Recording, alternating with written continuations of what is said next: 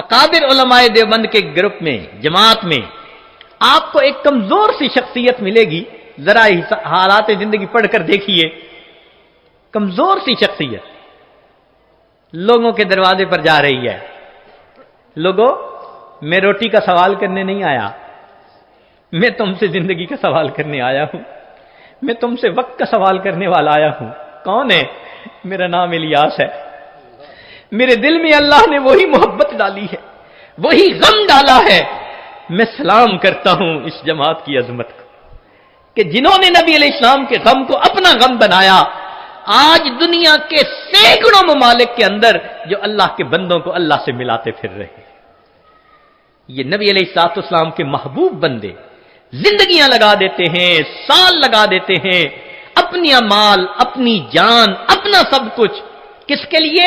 کہ اللہ سے اللہ کے بندے جڑ جائیں۔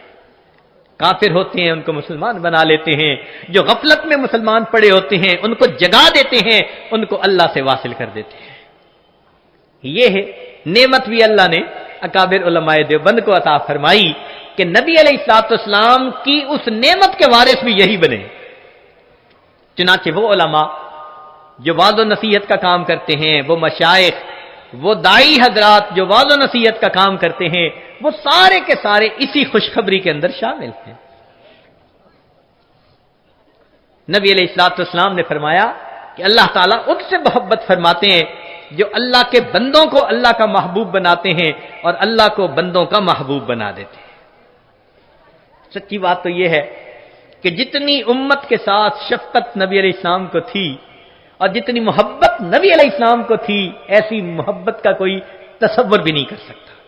آپ ذرا غور کیجئے، دنیا میں جتنی محبتیں ہیں سب غرض والی محبتیں۔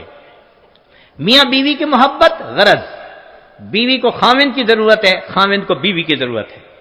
اولاد ماں باپ کی محبت غرض، اولاد کو ماں کی ضرورت ہے، باپ کی، ماں باپ کو اولاد کی ضرورت ہے۔ بھائی بھائی کی محبت بھی غرض، ایک دوسرے کے ہیلپ کی ضرورت ہے۔ پڑوسی پڑوسی کی محبت بھی غرض کی بنیاد پہ ایک دوسرے کی ضروریات ہوتی ہیں۔ حتیٰ کہ اگر استاد شاگرد کی محبت ہے تو وہ بھی غرض کی۔ کیوں؟ استاد پڑھا رہا ہے کہ مجھ سے اللہ راضی ہو جائیں گے، اور شاگرد پڑھ رہا ہے کہ مجھے علم مل جائے گا۔ حتیٰ کہ پیر مرید کی محبت بھی غرض کی محبت، کہ مرید کے دل میں میری تربیت ہوگی اور پیر کے دل میں کہ اللہ راضی ہو جائیں گے۔ تو معلوم ہوا کہ غرض جیسی بھی ہو ہے تو غرض نہ پیچھے۔ ہاں، کوئی محبت ایسی ہے جو بے غرض ہو؟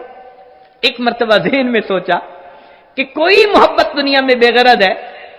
تو ذہن نے جواب دیا کہ مخلوق کی محبت بے غرض نہیں ہو سکتی، کوئی نہ کوئی غرض تو لگی ہی ہوئی ہوگی۔ پھر سوچا کہ کوئی محبت، پھر ذہن نے کہا اگر دنیا میں بے غرض محبت دیکھنی ہے تو ذرا 1400 سال پیچھے چلے جاؤ۔ رات کا اندھیرا ہوگا، تم ایک ہستی کو دیکھو گے مصلی کے اوپر سجدے میں ہے، یا رب امتی یا رب امتی۔ کیا اس ہستی کو اپنے درجات کے بڑھنے کا تھا تما؟ نہیں، ان کو پہلے اللہ نے فرما دیا تھا لِيَغْفِرَ لَكَ اللَّهُ مَا تَقَدَّمَ مِن ذَنبِكَ وَمَا تَأَخَّرَ۔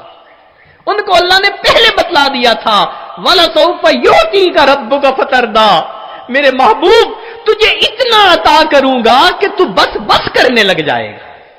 پھر وہ ہستی کیوں رو رہی ہے؟ اتنا لمبا سجدہ کہ بیوی اٹھ کے پاؤں ہلا کے دیکھتی ہے کہ ابھی زندگی تو ہے یا نہیں۔ یہ کیوں رو رہے ہیں؟ یہ امت کے اوپر شفقت کی وجہ سے رو رہے ہیں۔